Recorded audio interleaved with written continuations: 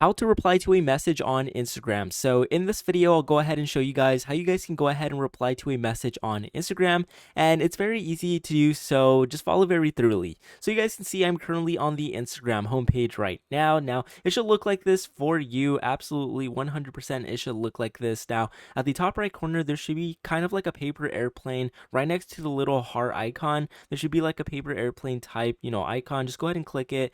Now here you'll be able to see all of your direct messages, and essentially, so when someone like DMs you, they're gonna go ahead and pop up right here. Now since I have a business account, I actually have two types of direct messages. So I have my primary and my general. So the general right here is usually where you're gonna get some of your direct messages, and just go ahead and click on the direct message, and then you could just go ahead and reply to them. Just say maybe hi or something, and just say hi, and then pretty much from there just go ahead and go on with what you want to go ahead and say. So that's how you reply to a message on Instagram. It's super easy, guys. It's very simple, and understand that this is a good tutorial for newbies, right? So with that being said, hopefully you found this video helpful. Leave a like, subscribe. I'll go ahead and see you guys until next time.